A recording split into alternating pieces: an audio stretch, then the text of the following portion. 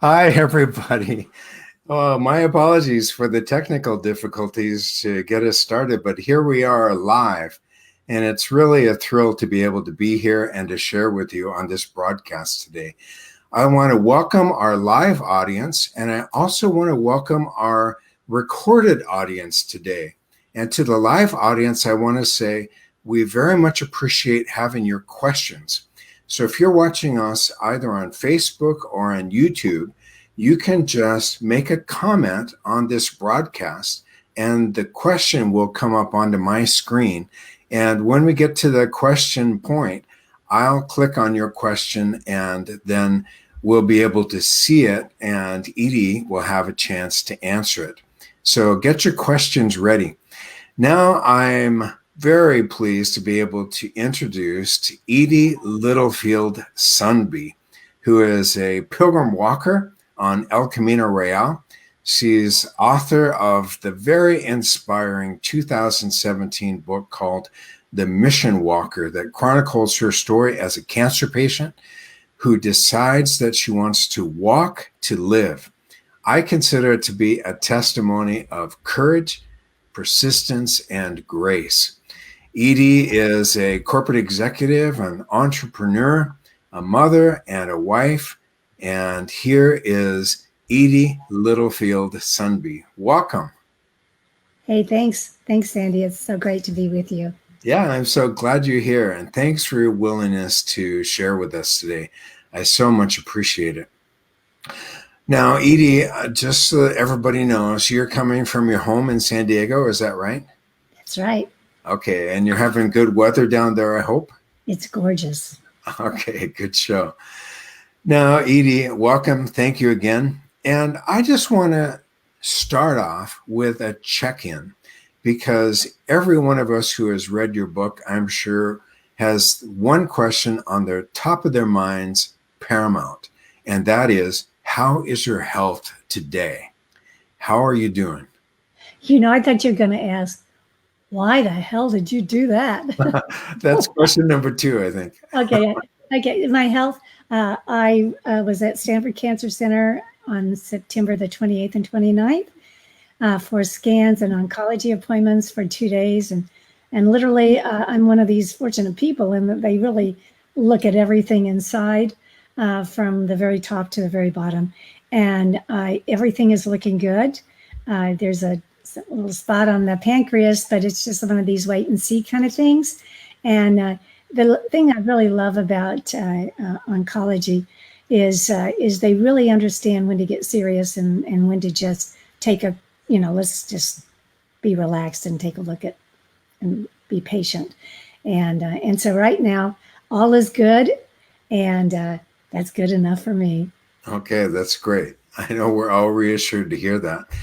Now, you mentioned the scans, and I want to bring up an image onto the screen that is a scan or an x-ray of you a few years ago.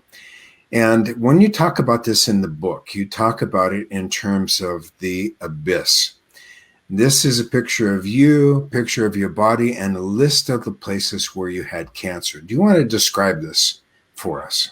Yeah, I always liken the words "you have cancer" to 3 bolts of what's called blue sky lightning. And blue sky lightning is one of these events it's one of these freak events and very vicious events that happens in nature. And that the sky can be clear, not a cloud in the sky, and then you can be struck by lightning. And that lightning is 10 times the intensity of normal lightning. And that's what happens when you hear those words, "you have cancer." It's like 3 thunderbolts. It absolutely knocks you to your knees. You're terrified. And one of the first things you have to do is just kind of get your senses about you. And one of the first things is to understand, what kind of cancer do I have and where is the cancer? For me, the scan that I had at that time showed that I had cancer in 8 organs, and the medical report that highlighted the cancer was in such medical language that my daughter and I had to look up on the internet and decipher exactly, well, what the heck, where was it, what was going on. And I had stage 4 gallbladder cancer, which is a cancer is lethal, somewhat more so sometimes than pancreatic and liver. And only 2% of people ever get through stage 4 gallbladder cancer, and most succumb within months or even the first year. So it was blue sky lightning. It was just terrifying. And it was in all of these organs, 8 organs, and you can see the list there. And then over the course of 6 years of fighting this, of course, it erupted other places because that's what widespread metastatic cancer does. And even though Stanford kept cutting, Stanford kept radiating, Stanford kept drowning it out with chemo, it would still, it was a very strong, cancer is smart and relentless.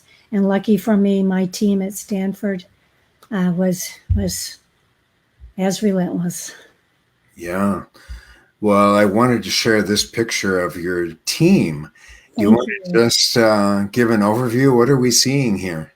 We're seeing on on your screen on the left is Dr. Jeffrey Norton. He's head of he's head of the Stanford Hospital, all of surgery at Stanford Hospital. He's one of the best liver surgeons in the world. He's a guy from Indiana, and he's a no BS guy, and he's just as skilled as any liver surgeon in the world. And luckily for me, Dr. Norton was willing to press the envelope on aggressive surgery, and that's after the person on the Dr. George Fisher, who really saved my life. Dr. George Fisher, GI oncologist, he was Stephen Jobs' doctor at the same time, and he's such a knowledgeable guy, and he's such a warm and personal guy and that's really part of the healing. And then in the middle is my nurse team, and over on the right of my nursing team, because it's the whole team that really makes this happen. And when I went to them, Dr. Fisher, he told me he could not cure me, but he said he would treat me to the best of his ability. And he didn't even know if we could get to first base, which was I had so much cancer in me. Here in San Diego, they had given me just a few months to live. And out of compassion, they had suggested maybe I wouldn't seek treatment because treatment can be very harsh on you. And if you have just a few months to live, the last few months of your life are very precious to you. But I was of the notion that I felt I wanted to live a little longer, and I was willing to take the risk of aggressive treatment and going through that and to try to save my life. And Dr. George Fisher told me that he would treat me to the best of his ability, and he would abide by my decision, whatever that decision was, whether I wanted aggressive treatment or I wanted no treatment. Yeah. And the fact that you chose to have treatment and chose to fight it is, quite a testament to hope and to courage and persistence. But there's a piece of it that is so different from other cancer patients and other survivors. And it has to do with something that's on this slide. And I want you to describe to us what we're looking at here when we see this picture of you and something just next to you. Well, I went through 5.5 years to overcome the chemo, 800 overcome the cancer. It was quite easy, Sandy, because I had one option, and that was systemic chemo.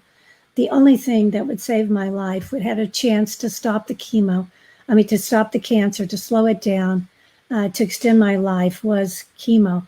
And I often said, having only one option is really so much easier on you. When you only have one option, you go for it.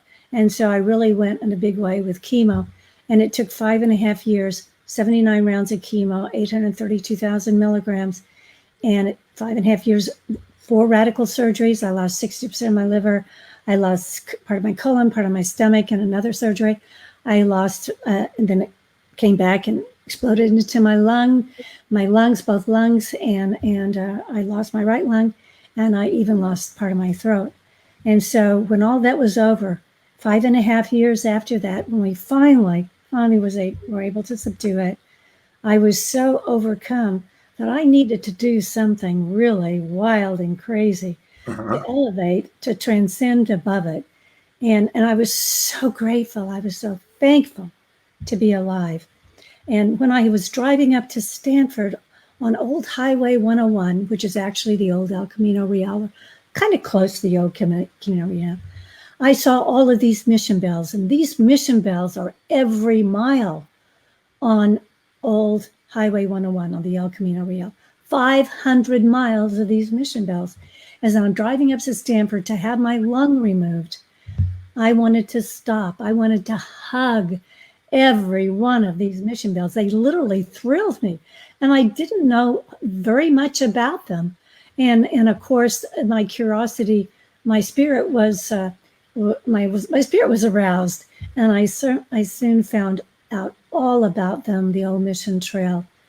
And it really, I knew then, or very shortly thereafter, that what I wanted to do in order to walk away from all this, in order to pour out the overflowings, in order to rebalance my life, to renew my life, was to do a pilgrimage, a mission walk, and to just get out and hug those bells.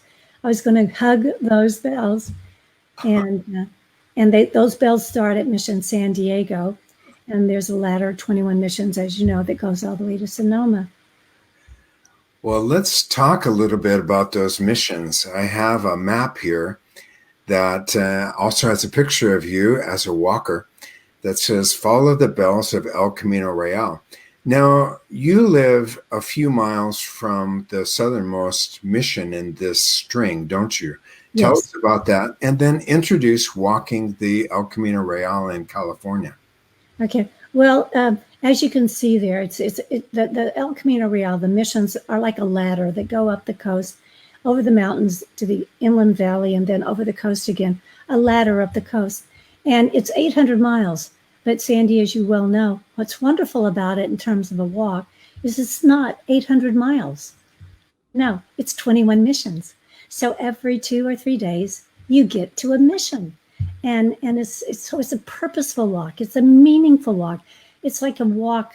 It's not at all like the pastoral walk at Compostela, the St. James, the walk, the way in Santiago, Compostela.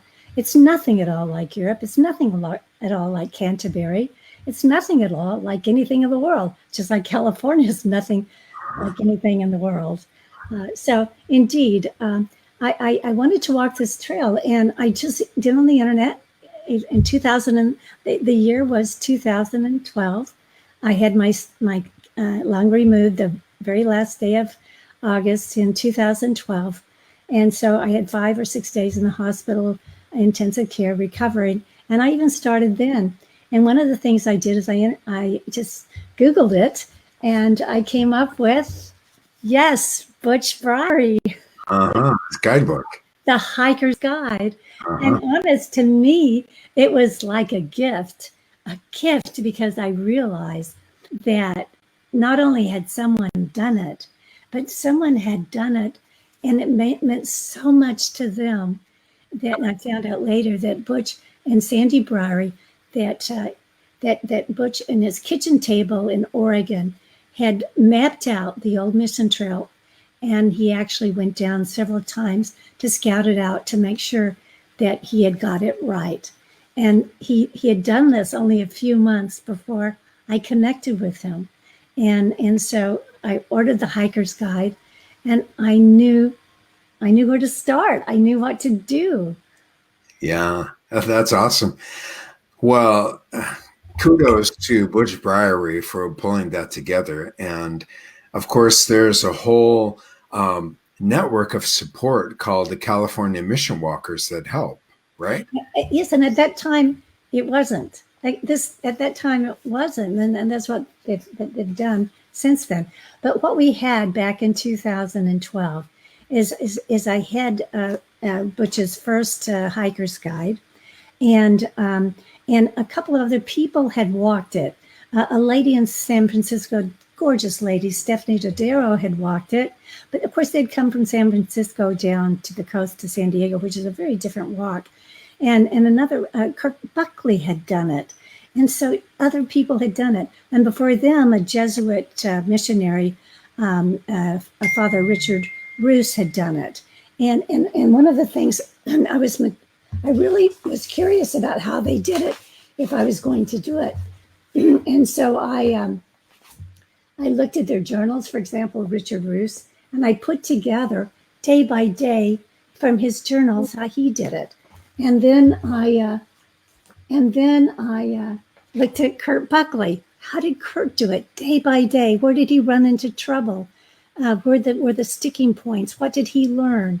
And of course, I looked, of course, at Butch Briery, his day to day, and by mapping out theirs, one of my philosophies in life is that there's a formula for everything in life: happiness, overcoming cancer, whatever, walking on a mission trail. And one of the most important things in that formula is seeking out people who have been there before you, who actually light the path, light the way for us. And I was so very fortunate in 2012 that those people, Stephanie Dodaro, Butch Briery, Kurt Buckley, and Father Roos, had done that before me. One last thing I want to mention on this, Sandy, before we get off the subject, is not only was there a path paved before me, but it just so happened that Butch and Sandy Briery were big walkers in Spain. They had walked the Compostela. They walked just about every path. 5 or 6 times they walked the entire Santiago Compostela. And there's a whole group of people in the United States called American Pilgrims of the Compostela. And so that group was meeting for their annual conference in Santa Barbara. And it was February of 2013, 5 months after Stanford had removed my right lung, when I really wanted to start walking. I wanted to start walking on March 16th, actually, because that was my 6-year anniversary of being freed of having cancer and still being alive. It was a walk of gratitude of Thanksgiving. However, in February, I was informed by Butch and Sandy that they were going to walk, the two of them, from San Diego to Santa Barbara to join the conference where they were going to be speaking about our El Camino Real and what Butch and Sandy were doing and others to promote it. And so I had to get my bags packed really quick because I only had about 7 days advance notice that they were heading out, and which is wonderful. I didn't have time to overthink it or get too scared or any of those things. I just had to pack and go. And I was so lucky because I got to walk with Butch Briery, who did a hiker's guide. I got to walk with he and Sandy from San Diego to Santa Barbara, the first 274 miles. And once you walk with someone who knows how to do it, my gosh, he got me started, and it was nothing to be able to finish it once I had gotten the confidence up. Yeah, and finish it you did. So here is a slide that shows you walking the walk, and then some of the numbers around that: 796 miles, 55 days, 14 miles a day average. Wow. Yeah, I only took I was actually gone from my home for 58 days. The first day I took off was Santa Barbara. I took off that day because Butch and Sandy were leaving me. But I only took 1 day off. I knew if I hesitated too long that I had to keep my confidence up. And so I only took 1 day off there. And then I took off 2 days in Carmel, at Mission Carmel in Monterey. Yeah. And then every other day I was out there walking. You see, because I only have one lung, I couldn't stop walking, and I had to keep my lung inflated, and also found things like your feet hurt when you stop. But I was after about 400 miles, when things did stop hurting and my lungs stopped hurting, and it had been only 6 months since the surgery at that time, I was transcendent. I was literally transcendent. I did not want to stop, Sandy. I did not want to stop walking.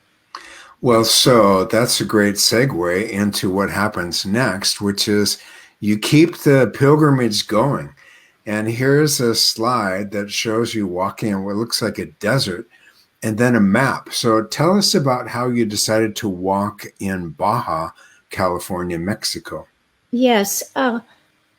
This was 2 years later.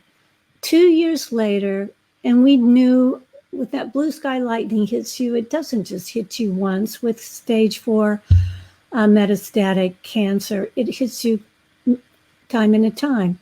And so we knew at the time they took out my lung that we would see this cancer again. And indeed, 2 years later, in 2015, a scan showed that cancer had come back. It was in my remaining lung, my left lung. And I was so lucky because it was just one large tumor. It wasn't a cluster of tumors. And so Stanford Cancer Center of Radiology, Dr. Maximilian Dean, was able to radiate it. But with radiation, you never know if you're successful. And it takes quite some time to know. And the way you know if it's successful is if the scans show progressive growth, and scans every 3 or 4 months apart. So you never know how much time you really have left. And I knew then, after Stanford radiated that tumor, I wasn't going to wait around to see if it erupted into a cluster of tumors and took my life. No, I had a higher purpose, something to elevate me above the fear of cancer returning, something to elevate me, and that was to finish my mission walk. And lucky for me, the El Camino Real de las Californias does not start in San Diego. It starts 800 miles south of the border in Loreto, Mexico. And that's where the first Jesuit mission was in all of California. At the time in 1697, there was only one California, and it was only the southern half. That was all of California. And so it used to be California and Alta California. And now it's California and Baja California. But for centuries it was California and Alta California. Well, now you were making a decision that was pretty significant, because this has not been walked by many people in the last 250 years. In fact, I think I read somewhere that you were the only person after Junipero Serra who walked this. But the territory also is pretty spectacular and difficult. So tell us about the kind of obstacles that you faced. Yeah. If I could just talk for just 1 second about who's walked it, okay? I was very fortunate in that Junipero Serra was never able to walk the whole thing because the last mission was in 1823 in Sonoma. And Father Serra died about 30 plus years before that. He walked from Loreto to the border to San Diego. And then after a healing process, he walked all the way to Monterey. And then a little bit around that area. And then others, the reason I had the opportunity to be one of the first is just because, really walking kind of went out of vogue, didn't it? And life happened, history happened, and yes. Yeah. Well, so then to decide to do it, considering the obstacles. So talk to us about some of the obstacles you had to face in terms of terrain. Yeah, I knew it wasn't going to be easy, Sandy. You see, down south of the border is true cactus wilderness. It's underneath that Jesuit mission trail. It's 300 years old, and the mission trail in many, many places is covered over by 300 years of cactus growth.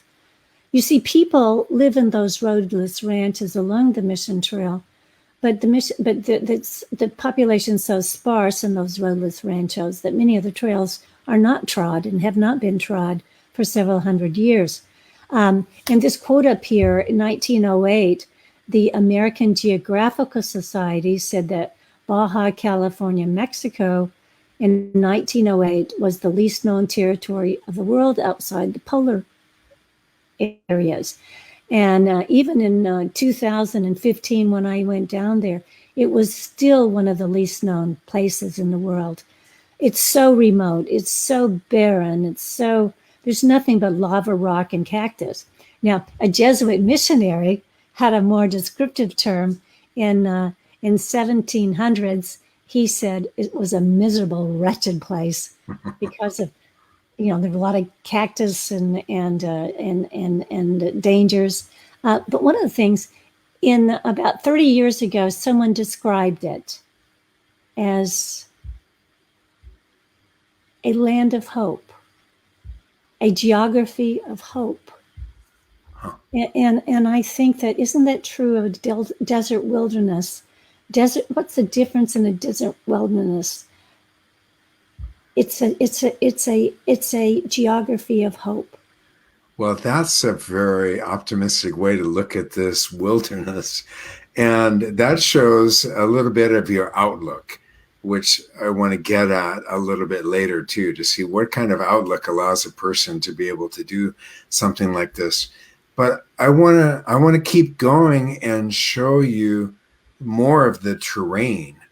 This is another one of your photographs, and then I'm going to show a second one as well that shows some of what you're looking at. Here's a third one too.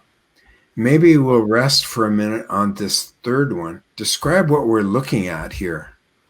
Yes, that's in Sierra de la Giganta. That's within the first 3 or 4 days of my walk.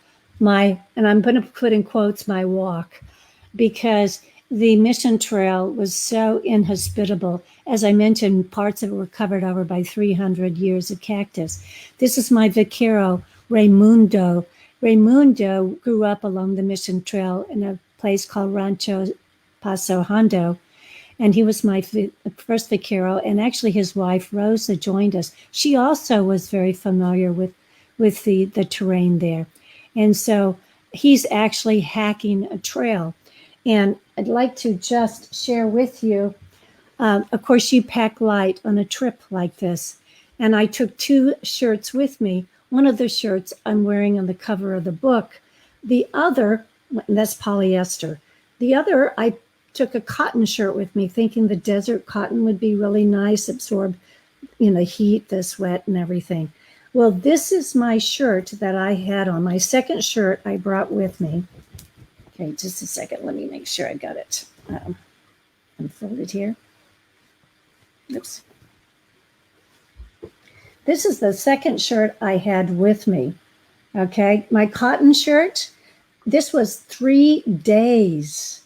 3 days in the cactus along the El Camino Real, the cactus trail. Gosh, it looks shredded, absolutely shredded. It was. Notice the polyester shirt, Costco polyester shirt that I got. There's not one hole in it. See, cactus cannot grab a hold of polyester fibers. So if you're ever in the cactus in the wilderness, don't take cotton, take polyester. Oh, wow. Okay, I want to take a break for just a sec and remind people that you can ask questions. And so all you have to do is write your question in the comment section of this Facebook feed or the YouTube feed, and your question will be moderated by me, or actually your comment as well. In fact, here's a comment from Butch Briery, and he's talking about the Q random license plate. Do you want to just comment on what Butch is talking about? Oh, yes, he recognizes that license plate. Indeed. I cannot have a backpack. Now, Butch and Sandy always walk with a backpack, but because I've had my lung removed and those nerves severed, they actually have to separate the ribs in order to get the lung out, which severs all those nerves. And any little binding at all is very, very painful for me, even today. And so I had to have I couldn't just have a backpack. I couldn't have a tent or carry a sleeping bag. And so a friend of mine, Ron Graham, who's the mathematician, and he died just a few months ago, but he was famous for his mathematics on random theory. And he had a camper van, and his license plate was Q random. What Q random is that random doesn't exist. Now, we all know that, okay? But mathematically, it was Ron Graham that proved that theorem and was working on the proof of those theorems. It's Ramsey theory and Q random. And so it was very, very special to me. And he loaned me his van. He by the way, he put about 3,200 miles on the van. And I think I put, and together with my husband, over 20,000 miles on the van. Oh my God. Well, let's go back now to the vaqueros. So you were talking some about these cowboys that helped you out. And here's a picture of some with a mule. So describe the vaqueros, how you came across them, and how they helped you through El Camino Real in Baja. Yes. By the way, there is a definitive book on the old mission trail, and lucky we are that the author, he's 95 years old. He's still alive. He's here in San Diego, and that's Harry Crosby. Harry Crosby was sent down there in 1969 when California celebrated their 200th centennial. He was sent down there as a photographer along with a whole expedition of people from San Diego to try to find the old mission trail and to document it. And so this is one of his books. He actually published this book in 1974. And it was this book that had some hand-drawn maps. And these are the maps that I'd cut out and actually had in my pocket. But when I met with Harry, when I was considering doing this, and again, I didn't have a lot of time to prepare for this. You see, we think we have all the time in the world. Well, cancer teaches us and life teaches us that we don't. I didn't speak much Spanish. I didn't have time to learn.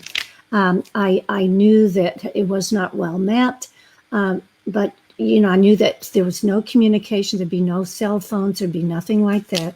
I just have these hand-drawn maps, just like the maps that Ron Briery did were so great. Well, these maps were not as good as Ron's, but they were good enough for me. So anyway, yeah, and so I had these maps, and I met with Harry, and Harry said, never go in the Sierras, never go in the desert without a man born in the Sierras. And he said, the vaqueros of the desert and the Sierras will protect you. They will guide you and they will protect you and keep you safe. Yeah. Well, so I know that it was a complicated process to find vaqueros that were actually familiar with each stage in your walk, that you had some that were really super, and then you had others that were maybe more disappointing. But talk about that and the relationships you built with them. And then I'm going to ask you to talk about the mules themselves too, because I know you ended up with relationships with some of them. Yes. In terms of the vaqueros in the south part of the peninsula, there are no fences. It's open territory. The cattle run pretty much. You can see the same brand 100 kilometers on the Mission Trail from the rancho it came from, and it's a vaquero culture. It's the old ways down, but as you get closer to the border, things change dramatically, and that's when I started running into real issues. But down south, the vaqueros, that culture, the cowboy culture, the vaquero culture, was amazing actually. And they learned that I was out there doing this. I was alone, very vulnerable. By the way, I had to have enough pesos with me to pay for vaqueros, mules, meals, whatever, tortillas and burritos or whatever at the ranchos. I carried enough on me for 2 months and 800 miles. And also I had to have enough pills on me in case, and medicines in case I had an issue, because again, I was still in the throes of fighting stage 4 cancer with the loss of part of my digestive tract, my liver, my stomach, my gallbladder, and my colon. And so Dr. Fisher's nurse was well versed in wilderness medicine, and she had made sure that I had all the medicine in Dr. Donner's Wilderness Survival Kit, which I translated into Spanish on the bottles. And what's amazing, Sandy, is I walked 2 months in Mexico, and in a time when we're afraid to even walk in our own neighborhoods because of all the fear and uncertainty that is thrust upon us constantly in this echo chamber of media. But now we're so afraid now. But down in Mexico, I carried several thousand US dollars in pesos, and I carried 2,000 US pesos in a land where people don't even make $300 a month. And not one peso was ever taken. The people were so honest. I also took more pills than pesos. And thing is, and this is really remarkable, is I never took one pill. Not one pill in 2 months. And so I think what that tells us is that the fears we have, fears aren't necessarily in the moment. Fear is in the mind. And we have to be very careful that we not let fear stop us from living a life. Wow. That's wonderful to hear.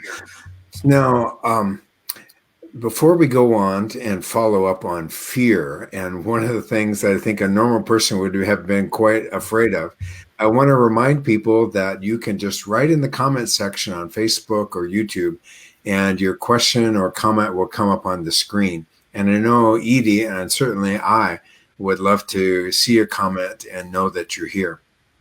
So you mentioned fear, and I want to show you a slide that might describe something fearful, at least to a normal person. What are we looking at here in this slide with the two men with guns? Yes. As I got closer to the U.S. border, within 300 to 350 miles of the U.S. border. By the way, south of that, there were many wild creatures to contend with in the wilderness, in the cactus wilderness, the desert wilderness. There are rattlesnakes, there are mountain lions, there are giant centipedes, and there are scorpions, all of those creepy crawly things. But as I got closer to the U.S. border, I ran into something that was really even more terrifying than wild creatures, and that was really narcos, evil men, men who were smuggling primarily drugs, and also people, but mostly drugs across the border into the United States. And the narcos, this was 2015. It's even worse down there today than it was in 2015. It's gotten progressively worse. In 2015, there was enormous danger. You see the old mission trail in the Jesuits and the Franciscans. The old mission trail winds up through the spine of the Sierras, and it often follows the arroyos. An arroyo is like a Dry riverbed, maybe. Dry riverbed, yeah. And so there's foliage, and the drones can't see into the arroyos. The drones to spot the smugglers can't see into the arroyos. So those arroyos become the arteries for getting the drugs into the United States. Well, the old mission trail, the El Camino Real, follows those arroyos. And so you have to be very careful as you get close to the border within 350 miles. And the Carols made sure that we never wandered down into Arroyo without the vaquero would stop me and say, wait. And then they would go down and check out to make sure that everything was safe. You do not want to be in the wrong place at the wrong time. And the vaqueros were saying, we do not see anything, we hear nothing, and we say nothing. And even then, if you're in the wrong place at the wrong time. But of course, that's true anywhere in the world. That's true in anywhere, if you're in the wrong place at the wrong time. Evil exists, unfortunately. Yeah, sad. But it's really a question of how we respond to it, I guess, isn't it? Here's a comment from Kenneth Keller, who defiantly agrees that fear is in the mind. People will try to protect themselves by telling you not to do something they would not consider. I love that. That's so true, Kenneth. And, one of the things I love about, people say, well, you went out there and you did this alone. Why would you do this alone? And I go back to something that Henry David Thoreau said, and he was one of the greatest walkers. And his essay on walking is a classic. But he said, you walk with another and you wait until they're ready. Walk alone and you leave today. Very cool.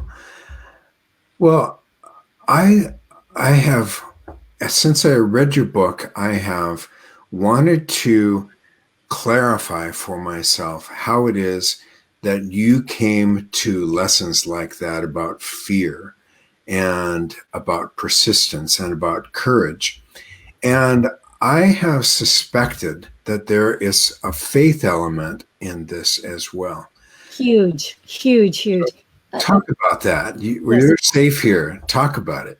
Before I talk about the faith factor, let me just say that as frightening as narcos are, as frightening as drug smugglers are, as frightening as evil men are, once you've been through stage 4 cancer, nothing is as frightening as dealing with stage 4 cancer. Cancer is an evil. Like I said, it's a relentless evil. And so anyway, so how do you overcome that? The only way you can overcome evil, as the book of Romans, is to overcome evil with good. And so when you're filled with fear, you have to pour out the overflowings of fear. And we must do that. Because when we pour out those overflowings, and there's no better way to pour out those overflowings than walking. Sandy, we could talk for an hour about the healing, the health benefits of walking. You see, walking is the best medicine in the world. Hippocrates said that. And it's the most prescribed medicine in the world today. And I always say that if you'd get out there and take a walk instead of a pill, would put CVS out of business. There's virtually nothing that can't be fixed with walking, because walking is not just a physical, it's not exercise. Oh, no. Walking connects us with, for me, a transcendent, it connects me with God. And when I'm out there walking alone, vulnerable, and I always say that when we're the most vulnerable is when we meet the most angels. And actually, angels seem to find us. And when we suffer the mightiest is when we feel God's presence the strongest. So during those times of emergency rooms and being very close to death and always knowing that I could die, that strengthened my faith. And it also strengthened my ability to deal with uncertainty. And every walk is a walk of faith. Every walk is uncertain. And but this mission walk has been walked by people like me for 250 years. And you get to a mission, and the Franciscans today are exactly like they were 250 years ago. They welcome you, pilgrims of all faiths. They don't ask you at the door, are you Catholic? No. They don't ask, are you Christian? No. They welcome you with love. They welcome you with prayers. They welcome you with food, water. And often you even stay in a monastery, an old monastery room at one of the missions here in California. So it truly, it truly was. I often said, as I was walking, I would breathe in, and as the cadence of walking, I would breathe in, and I'd say, peace in, cancer out, health in, cancer out, grace in, cancer out, and I became a walking prayer. And I don't know of anyone out there on the mission trail who has walked from one mission to another mission who has not become a walking prayer. It just happens. That's so beautiful. Wow. Well, I want to share with you a quotation of you. And the quotation is, if I've learned anything from facing death, it is that life is not meant to be survived. Life is the greatest adventure there is. Talk about that. Well, you know, it's interesting because I believe that within us is this inner child, and it hasn't changed that much. And I think whatever excites us as we get older is the same thing that excited us when we were young. And I really think that that's one of the reasons that Butch Fiery did this. And I know Stephen Woody, you know, they grew up I know Butch did close to Arroyo Grande, right on the El Camino Real, even though he had moved in later years to Oregon. He grew up on the El Camino Real in California. It was part of him. And he was going back to discover self. And he discovered that Stephen Woody's grandfather was buried at the same place next to where his parents were buried, which is just this cute random things. Okay, well, those things happen in life, and the connectivities, and yes. So adventure is such a part of me, and it happened back when I was 10 years old. I had this little journal, and in this journal, I wrote, "Don't expect adventure to come to you. You must go after it," and that was a realization of a 10-year-old mind, but that's also a realization of my mind, even today. Don't expect anything to come to you. Go after it, you know, and yes. So there are four key learning. Okay, sorry. No, I was going to say another comment along the way. What a wonderful comment Michael Lugo says about prayers and walking. Yeah, absolutely. Well, Edie, our time is just about done. I wanted to end a little bit before 5 o'clock Pacific time and keep it under an hour. But I just want to ask, is there anything else you'd like to say to those people who have been following you and who, like me, have been inspired by what you have written? Well, you know, I think we all have a mission trail.